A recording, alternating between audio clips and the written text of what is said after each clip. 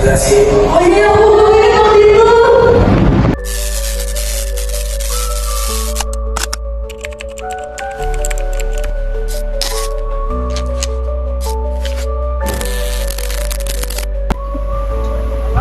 Buset deh, ini FYP gue ngapa isinya demo semua dari RUTN itu apaan sih? Pada ngapain orang-orang? Oh, itu RUTNI itu semacam aturan baru buat tentara. Jadi mereka bisa kerja di luar militer gitu. Jadi gini, kan tugas tentara itu jaga kompleks, kayak saat ini jaga kompleks. Nah, karena ada RUTNI ini, tentara tuh bisa kerja di pemerintahan. Nah iya, jadi dulu tentara aktif itu nggak boleh masuk di badan sipil negara karena biar terlalu tinggi. Nah sekarang itu mau diubah biar mereka bisa masuk. Lah, bukannya bagus ya? Tentara kan disiplin, jadi pemerintahan bisa diurus lebih tegas. Nah itu untuk perspektif yang pro. Mereka bilang tuh kalau tentara itu udah profesional dan juga banyak personilnya biar bisa membantu pemerintahan negara biar efisien katanya.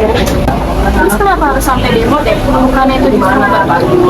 Karena hal ini tuh banyak yang khawatir itu bisa mengganggu demokrasi di Indonesia. Soalnya kalau tentara aktif bisa masuk ke jabatan sipil itu bisa jadi bahaya. Gue bakal jelasin pakai bahasa baik biar gampang dimengerti. Negara itu tentara itu menjaga Dufan, nah pemerintahan itu Dufan. Nah kalau tentara itu nganterin Dufan, juga main wahana di Dufan, gak enak kan? Kayak mereka ikut campur banget. Padahal itu kan mereka bayar. Oh, berarti kalau ibaratnya penjaga Dufan nguasain Dufan, berarti kan sebagai pengunjung nggak bisa bebas main dong? Iya, kalau demokrasi itu butuh sipil yang kuat. Kalau misalnya tentara bisa masuk ke posisi sipil, itu bakal ngebuat sipil gak berdaya. Karena tentara itu dia berdasarkan struktur komando, disuruh A ya A. Nah kalau misalnya pemerintahan sipil itu kan diisinya sama diskusi, sama berdebat, musyawarah dan lain sebagainya seperti itu. Oh, jadi ini kayak main bola, tapi semua posisi itu diisi sama kiper ya? Jadi nggak ada yang bisa ngecetak gol. Bener, tim itu kuat karena ada pembagian peran. Tentara kuat, sipil kuat, jadi nggak bisa satu orang semua peran. Berarti itu bukan soal tentang anti tentara dong. Justru kita ini pengen tentara itu biar tetap profesional di bagian pertahanan saja, biar gak campur aduk sama urusan politik. Banyak rakyat yang juga kecewa sama pejabat. Mereka mikir ganti tentara aja yang lebih tegas.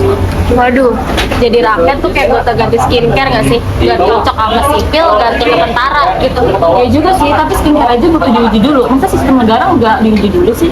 Nah makanya revisi undang-undang TNI ini harus hati-hati, harus jelas tujuannya, batasannya, sama pengawasannya. Ya, biar negara ini gak kayak odong-odong, muter-muter tapi nggak jalan kemana-mana. Saya tahu Pak, itu yang tentang RUU TNI 2025 sekarang diubah menjadi Undang-Undang Nomor 3 Tahun 2025. Nah jadi dia ini peraturannya merevisi peraturan yang lama sehingga memperluas ranah militer di luar perang. Nah sekarang sih udah disahkan sih Pak. Nah betul, negara itu angkut pertunjukan yang besar yang mana banyak orangnya dan banyak orang juga, ada yang jadi pemain, sutradara dan lain-lain. Nah kalau misalkan satu orang main semua perannya itu bakal menghancurkan pertunjukannya karena nggak bisa dong satu orang mainin beberapa role yang di saat yang bersamaan. Nah oleh karena itu militer itu nggak bisa ngambil semua peran yang ada di negara ya, seperti di RUTNI mereka mau ambil jabatan-jabatan yang ada di sipil. Oleh karena itu